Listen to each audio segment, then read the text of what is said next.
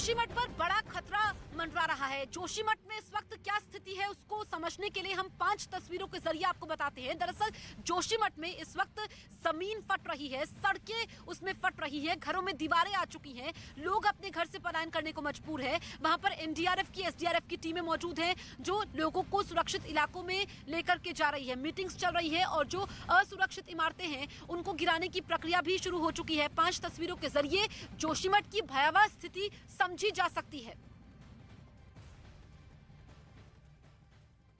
दम तोड़ने वाला है। रूस के पास हेलीकॉप्टर कैरियर और एयरक्राफ्ट क्रूजर तो कई हैं, लेकिन एयरक्राफ्ट कैरियर केवल एक। उसका नाम है एडमिरल कुज़नेत्सोव, लेकिन दावा यह है कि उसकी हालत इस वक्त बेहद जर्जर है। इस एयरक्राफ्ट कैरियर में लगा लोहा जंग खा चुका है, उसके ज्यादातर पुर्जे गल चुके हैं। हालत तो यह है कि मरम्मत के लिए उसे रस्सियों से खींचकर ले जाने की जरूरत पड़ी। अगर यूक्रेन की खुफिया रिपोर्ट को सही माने तो रस्सी से खींचने के कारण एयरक्राफ्ट कैरियर के कुछ और पुर्जे टूट गए। रूस की वायुसेना के लिए ये एक बड़ा झटका है, वो भी तब जब रूस की फौज एक जंग लड़ रही है, वो भी ऐसी जंग जिसमें उसकी नौसेना की भी बहुत बड़ी भूमिका है। दावा यह है कि काला सागर और बाल्टिक सागर में रूस की नौसेना को इस वक्त एक एयरक्राफ्ट कैरियर की सख्त जरूरत है, लेकिन उसके पास कोई एयरक्राफ्ट कैरियर मौजूद नहीं है। रूस की एजेंसियां एक सुपर कैरियर बनाने की कोशिश में दशकों से लगी हैं, लेकिन अब तक उन्हें इस काम में कामयाबी नहीं मिली। दूसरी तरफ अगर कुज़नेत्सोव पर यूक्रेन का दावा सही है तो रूस की परेशानी कहीं ज्यादा बड़ी है। खबर है कि पिछले 5 साल से कुज़नेत्सोव की तैनाती किसी बड़े मोर्चे पर नहीं हुई।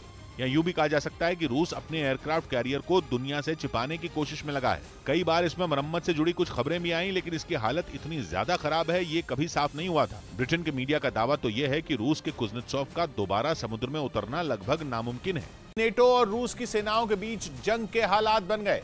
फ्रांस के राफाल फाइटर जेट का दस्ता रूस के विमानों को खदेड़ने में लग गया।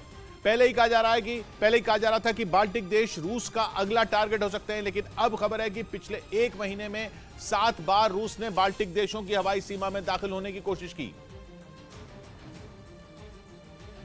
ज्यादा सतर्क हो गई। खबर है कि 1 महीने से रूस की वायुसेना का मुकाबला करने के लिए नेटो देशों की फौजें अलर्ट पर हैं। खासतौर पर पोलैंड की सीमा पर रफाल फाइटर जेट तैनात किए गए हैं। बाल्टिक में घुसपैठ से निपटने का काम फ्रांस और पोलैंड की वायुसेनाओं को ही सौंपा गया था। खबर है कि रूस की फौज कलिनिनग्राद की जमीन का इस्तेमाल बेहद चतुराई से कर रही है। अब तक कई बार रूस के फाइटर जेट कलिनिनग्राद से उड़ान भरते हुए बाल्टिक देशों की सीमा में पहुंचे।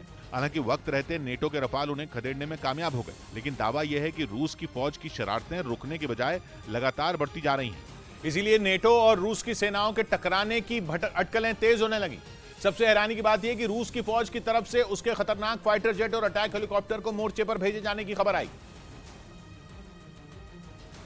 जिससे आशंका जताई जाने लगी कि रूस कुछ बड़ा करने की योजना बना रहा है। खबर है कि रूस की तरफ से सुखोई फाइटर जेट के कई दस्तों के अलावा कुछ खोजी विमान और कुछ अटैक हेलीकॉप्टर भी बाल्टिक देशों की तरफ भेजे जा चुके हैं। इसीलिए बाल्टिक सागर में रूस के साथ नेटो के टकराने की आशंका भी बढ़ गई।